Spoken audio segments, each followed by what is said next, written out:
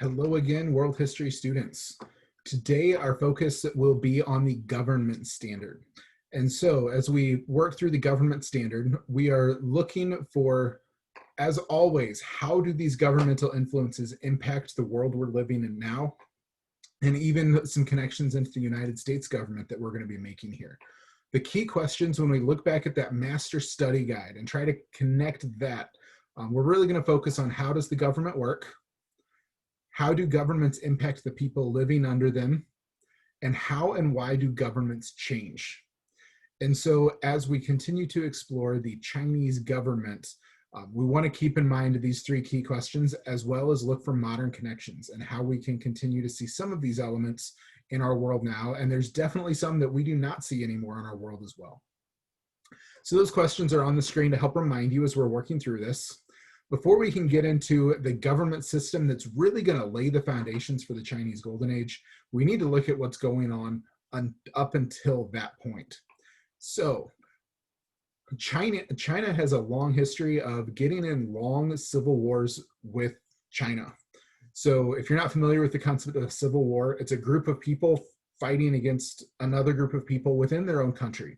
This got so long, they called it a historical period in Chinese history. And this is the second Warring States period.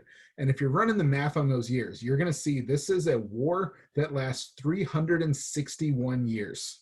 So I want you to try to wrap your head around what that's going to do to a culture when a civilization has been fighting for 361 years.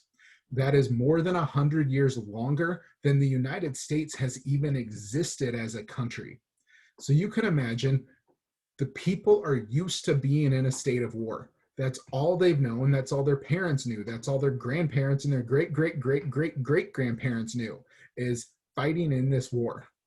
And so what we're dealing with here is such a long civil war that you have all of these very, very powerful people in China who think they should be the emperor.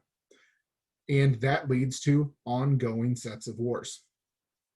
And so finally, we hit 581, we can see the government stabilize.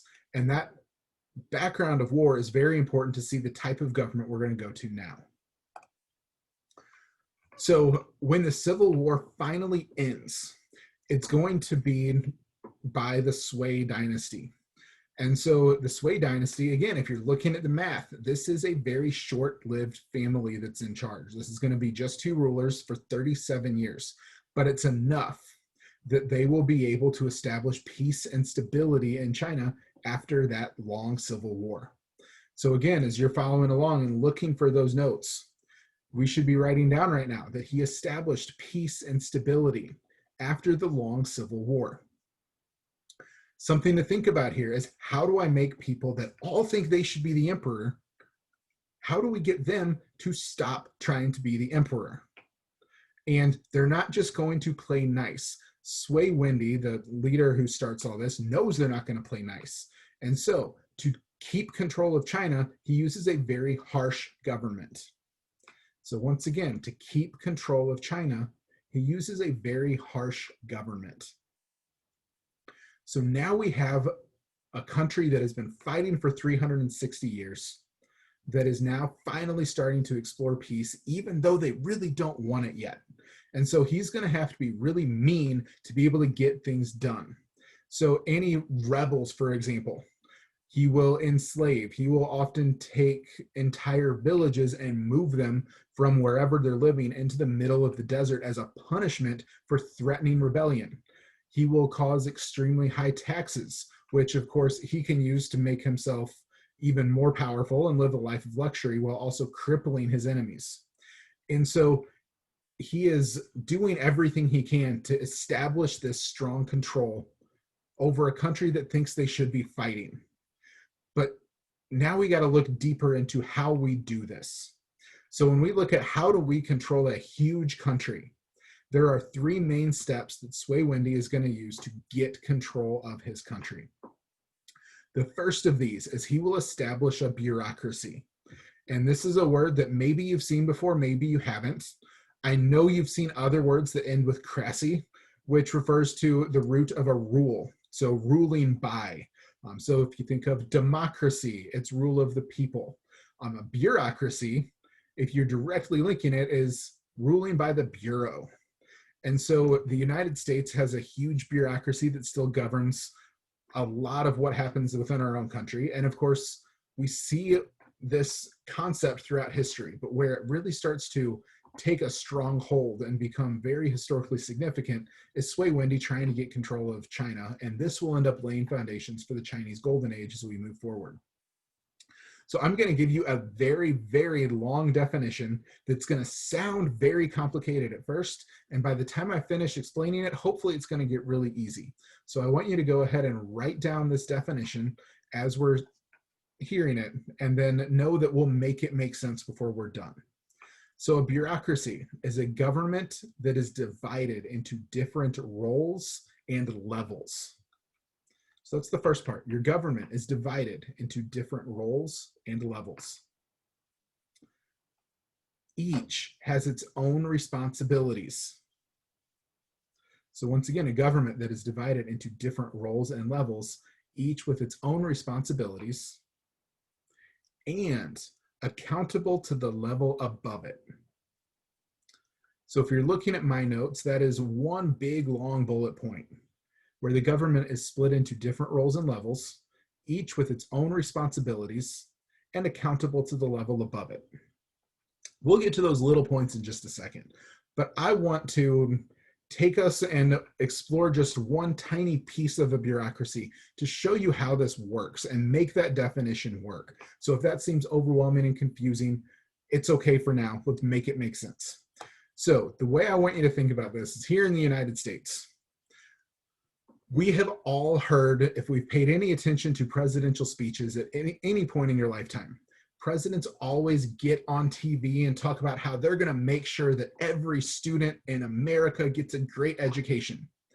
And if you haven't heard him say that personally, I'm sure you could agree that's something like what a president would say. And as an educator, I hear that a lot. Coming on TV and saying, we're going to make sure every single student in America gets a great education. Or maybe they're going to change the education in some way. But then, you are a student in America. So if you are a student in the United States, have you ever had the president reach out to you to check up on your education? If you have, please let me know. But so far, no students I've ever asked this question to have ever had the president check up on them, even though they say that they're going to make every student get a good education. So we look at how can they make a statement like that without actually checking in with every student to make sure they got an education. And this is where I want to remind you of the definition we just said. We're going to have a government that's divided into different levels. Each level has its own responsibilities and is accountable to the level above it. So let's start down here in the corner with you. You being this single student in the United States that the president says is going to guarantee there's a good education happening. So we start to look at, okay, so if the president doesn't have a direct role in your education, who does? Who do you see on a regular basis who is actively trying to help you get an education? And hopefully the answer you're coming up with is your teachers. You have 7 of us that are actively checking up on you, actively teaching with you. And so if I just add myself onto this list, what I've got here is this 32-pointed star. And the reason why I made that 32-pointed star is to remind you that while yes, I am directly linked to you and your education as one individual student is not my only responsibility. I have a lot of other responsibilities. These can include all of your peers. These include teaching classes that aren't world history. I have seniors that are trying to get college credit. I also work as a department chair, watching over our other social studies teachers and working with them to be able to make sure the social studies department in Valley Park High School is very strong and doing the best we can do. So I have lots of different roles and responsibilities. One of those roles is for you, making sure that you are getting a good education with this one piece of social studies during your freshman year. But here's that next piece of that definition. I am accountable to someone, to a level above me. And if we put that in regular terms, I have a boss. And if I have a boss, I don't get to do everything that I would want to do because I'm accountable to someone above me. And hopefully you're thinking right now, okay, we know that the teacher's boss would be the principal, in which case you're right. So I am not Dr. Looning's only responsibility, though. He has a lot of them. He has a bunch of teachers to supervise. He is worried about money. He is worried about the building of Valley Park High School. He's worried about the technology pieces of making sure that we have what we need to continue to pursue education in this way. And so Dr. Looning also has all these different stars because he has a ton of responsibilities. And as we start to break this down, he is also wanting to make sure that you get a good education at Valley Park High School. And one of the ways he does so is supervising all of the teachers and making sure that we are all doing our job, working with you daily. One of the things I want you to pay attention to is as we continue to move up this ladder, you're going to see that you have a lot of interaction with me. You see me, you're watching this video with me. You know who Dr. Looning is. You've probably met him. You've definitely seen him, but you probably don't check in with him quite as much as you do your teachers. But as we keep going, Dr. Looning has a boss also. So he also has a level above him that he's accountable to. And so in that case, we need to look at Dr. Dilge as Dr. Looning's boss. So once again, he has all of these different stars because he has so many other responsibilities. He's not just worried about the high school, he's worried about all the students in Valley Park School District. From the elementary school, the middle school, he's worried about, he's responsible for making sure that everything in the district is going smoothly, including a lot of those things that as a student, you probably aren't thinking about on a regular basis. So as we keep climbing the ladder, the responsibilities change. Each one of us so far is working to keep you getting a good education, but what we're doing to make that happen is different at every level. But as we keep going, we're talking about bureaucracies, and in a bureaucracy, everybody has someone above them that they're accountable to. And so as we look up from Dr. Dilge, he's accountable to the Valley Park Board of Education. So we have this board of people that the citizens of Valley Park have elected, and they get to determine what goes on in the Valley Park School District. Now, once again, you have probably met Dr. Dilge or at least seen him. You might know members of the Board of Education. So very often I have students that know them personally. Sometimes we don't. So that's one of those pieces where we're starting to distance ourselves. However, they still are here in our community and making sure that every student in Valley Park is getting a quality education. But again, everyone's accountable to someone else. So if we look at the Valley Park Board of Education, they are the top of the hierarchy within the Valley Park School District. However, there is also a Missouri Department of Education who sets regulations. Now, chances are you, of an individual student, have probably not interacted with the Department of Elementary and Secondary Education. I have, as the teacher. They are the ones that determine that I'm eligible to teach social studies, that I've met the requirements that I can do so, but that I can't go and teach in an elementary school. They are the ones who dictate the curriculum. So it's Missouri Department of Elementary and Secondary Education that actually has this list of things we need to talk about, one of them being governments of historical civilizations and bureaucracies. And so as we're continuing to look up, they are still having a direct impact on the things that we are discussing and learning in school. But they also have a boss. They don't get to do whatever they want either. They have to listen to what the governor of the state of Missouri does. And once again, if I remind you of all these different responsibilities, the governor's not just worried about education. He is the head of this bureaucracy for the entire state. And so he has numerous departments around, from the Department of Transportation to departments of ensuring that equitable housing is available throughout the state. There's a Department of Health and Human Services. So many different areas of his responsibility, but he also is accountable to someone who makes the rules that he enforces. And that would be the version of Congress for Missouri, which we call the General Assembly. So they are the ones who make the rules for the state of Missouri that the governor enforces. But even when it comes down to your education, they can make rules for Missouri, but they also are accountable to someone above them.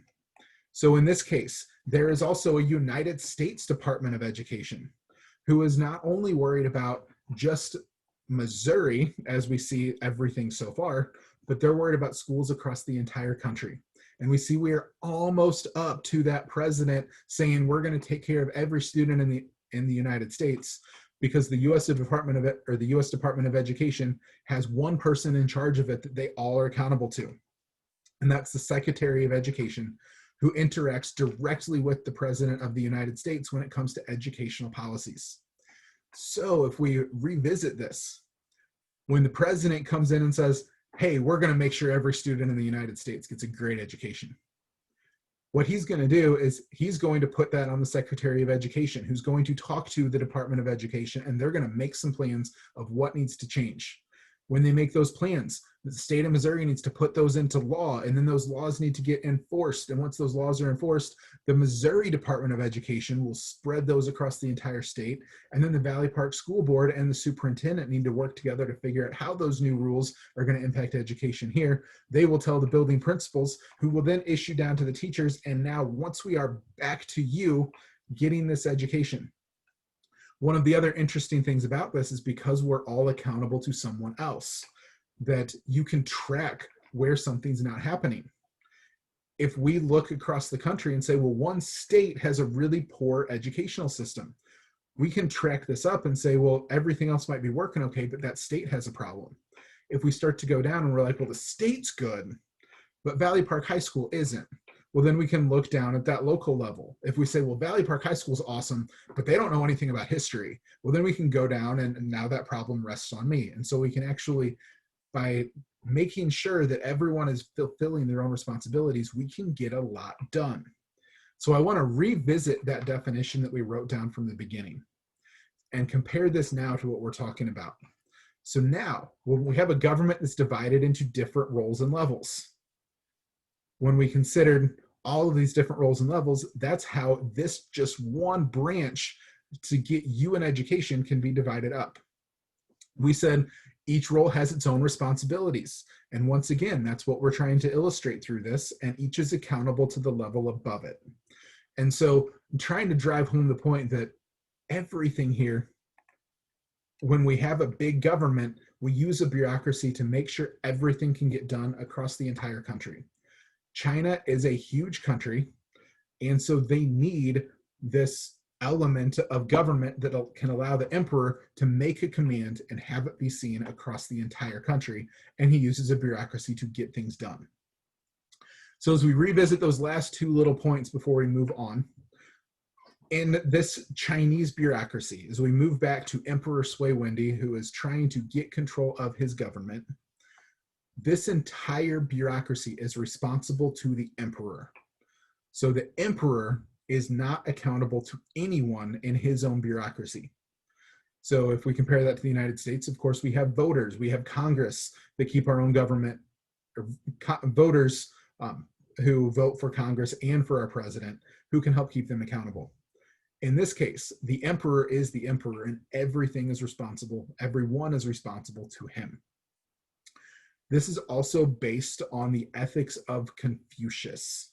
And so that is an ethical concept we'll visit even more later on. Basically, this is a set of ethics that says, in a government, you have to do your role. You have to fulfill the duties that you're given in order for government to work effectively.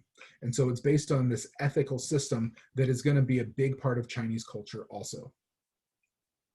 So to revisit, right now, your slide should, or your own notes should say that bureaucracy is a government split into different roles and levels, each with its own responsibilities and accountable to the level above it.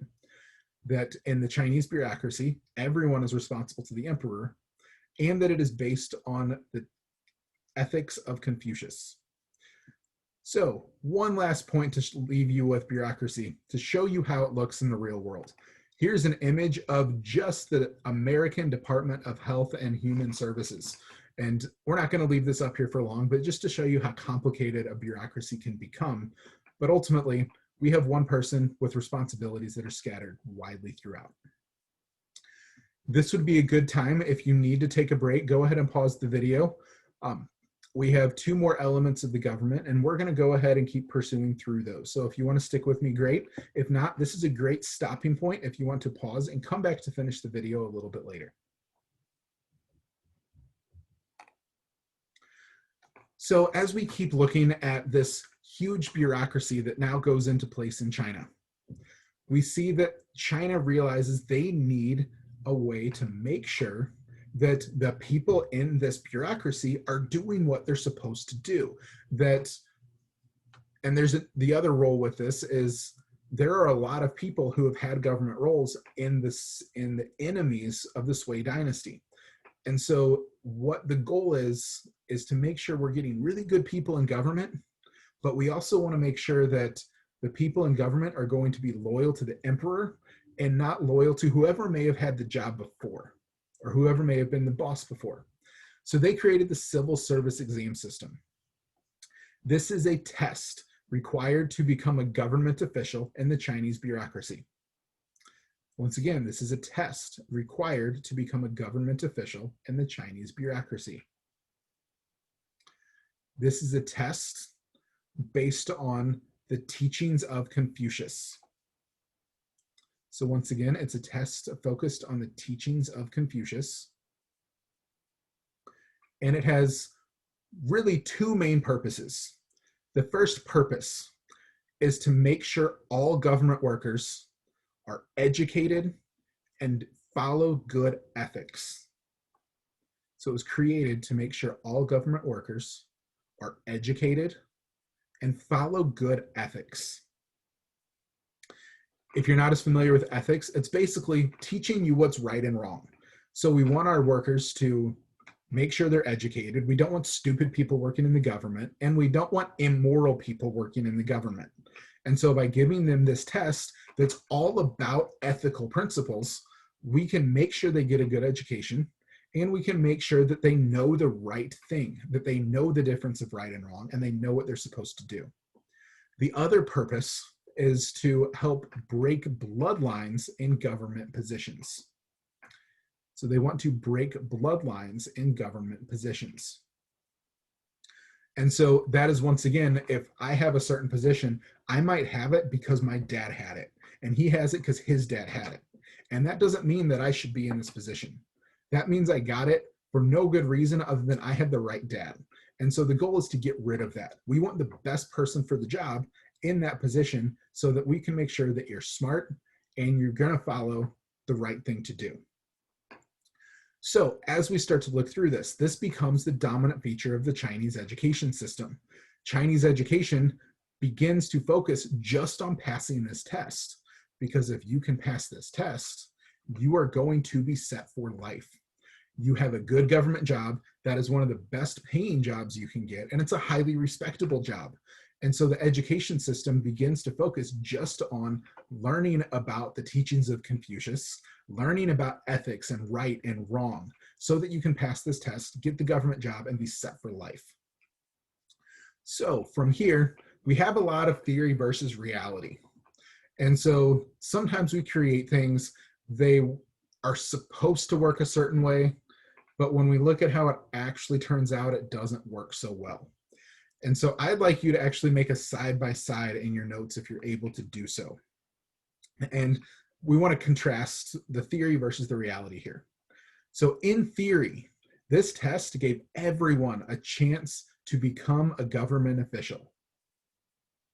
In theory, it gave everyone a chance to become a government official. However, if we look at the reality of this, what we need to consider is, if I'm going to pass the test because I'm educated, we need to realize that education is expensive through most of world history. This concept of free public education is very new in the context of world history. And so if I'm going to become educated, that costs a lot of money. And so while in theory, everyone has a chance to become a government official, in reality, it still favors the wealthy, because they can afford an education.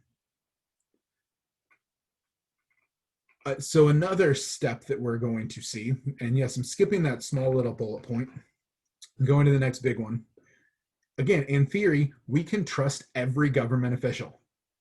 They have spent their life studying the difference in right and wrong. They know what to do. We know they know what to do because they spent their life studying it. So what about the reality then? Just because you pass a test on what is the right thing to do, does that mean you actually do the right thing when you're supposed to? And so we have that problem of people can still be corrupt, but pass the test. So maybe I know that I'm not supposed to take bribes, but as soon as I get this government position, someone offers me a life-changing amount of money to do something, make a choice that favors them. Now, I know I'm not supposed to, but that's a lot of money. And so we can still see corruption in the government, even though they pass the test. Because just because you know how to pass a test on ethics doesn't mean you're actually going to be a good person. And the last reality check we have here. You have spent your life studying to Confucius. You've been teaching ethics. You've been writing essays about poems, about ethics. And all of a sudden, you're put in a government position where maybe you're supposed to supervise a bunch of people digging a canal. So all of a sudden, what am I supposed to do? I can write an essay about Confucius. I could analyze a poem about Confucius, but I don't know how to manage canal digging. And so we have that other reality check that training in poetry does not make you a good government leader. The educational system they have is not set up to make a good government worker. The education system was set up to create someone who can pass the test. So we look overall. Overall, this is considered to be a positive for China. Overall, we see that it was an extra step. It did break down some of those bloodlines in the government, and it would create a new social class of educated government officials. And we will identify that as we get more into our cultural side of China. So overall, it provided a new social class of educated government officials. It wasn't perfect, but it did help break down some of those government barriers and start making progress towards that goal of making sure everyone working in the Chinese government is actually able to, or is effective at doing their job, at least being educated and ethical, and not guaranteeing a job to someone's kid just because the parent had the job. So those are our first two elements, and we said we have three in terms of how we control this giant country. So we have number one was make a bureaucracy. Number two was create a civil service exam to control the people working in the bureaucracy. And now we have to worry about everybody else in the country. And so the third way that the Sui emperor will start laying foundations is to create giant public works projects. So public works projects are projects that benefit everyone. The general public, we are doing a project that's going to help people. It might not help one individual, but it's going to be great for the country overall. And so this works for two reasons. One, people see these massive things happening and they know their government is stable. They know that their government is working to be able to make the country better. The other thing that this does is it allows the emperor to enforce what he's doing by making working on these projects a big punishment. And so as he continues to take control, if any villages or any people cause any trouble around the entire country of China, he may just put them to work, take away their freedom, but essentially make them a slave to the Chinese government for rebelling against him, and put them to work building these projects. So one that we're going to see here is he will extend the Great Wall of China. So once again, he will extend the Great Wall of China. The Great Wall of China is not new. He's not starting it, but there's holes in it. It needs to be maintained, and he can make it bigger to better protect China. And so that takes a lot of labor. There are a lot of people that need to be working to be able to make this work. The other one is unique to the Sui dynasty. So the other public works projects is he will create the Grand Canal. So that is spelled on the screen if you need it, but he creates the Grand Canal. This is a man-made waterway that connects the Yellow and Chang rivers. So this is a man-made waterway that connects the Yellow and Chang rivers. This is going to end up being 1,400 miles long. So that's 1,400 miles long, connecting the Yellow and the Chang rivers. And so in doing that, we have seen China being this divided country. They've been divided into regions, as we talked about a little bit in class, that there's a northern region and a southern region. And it's really hard for the two to communicate. But now by building a waterway between them, they are able to connect the two and unify the country together. And so this is a man-made waterway that connects the Yellow and Chang rivers. It's about 1,400 miles long, and it unifies northern and southern China. So when we look at why is this so important, for the first time ever, North and South China can easily trade with each other.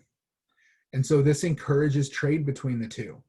Now, that means more resources. That means more wealth. That also means more food, which means population can go up, especially in the northern part of China, where they can start bringing rice from the southern portion where it grows, bring it to the north, and we're going to see a huge population increase in northern China because it's easier to bring food supplies there. This also allows for better transportation because now we can move goods, we can move people up and down. And it also improves communication.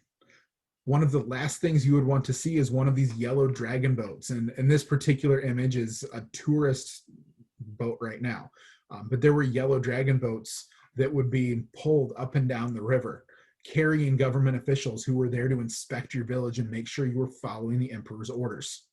And you wanted to do this because, as we know, if you were not following the emperor's orders, the village could get uprooted. You could all be put to work on one of these public works projects. And so now we have better trade, we have a bigger population, and now we have better transportation and better communication. So that wraps up how we keep control of the government of China. I would like to remind you one more time that when we're taking notes in class, one of the things that you always need to take care of is write yourself some of those review questions. So review the notes that you've just taken. What would be the good test questions that we could ask on that? And remember, if we go back to the top of the screen, we're telling you what the main themes are that we're looking for here. So how does this government work? How do they impact the people living under them? And how and why do they change? So how can we put that framework and ask a couple questions about China and how the Chinese government works? Remember, we want you to write a summary of what we have learned, cut down everything into just 1 or 2 sentences, and then make a note of any questions or concerns that you still have about this content so that we can bring those up in class, or shoot me an email and let me know so we can make sure those questions and concerns are addressed. So thank you for your patience. I know this was a long one.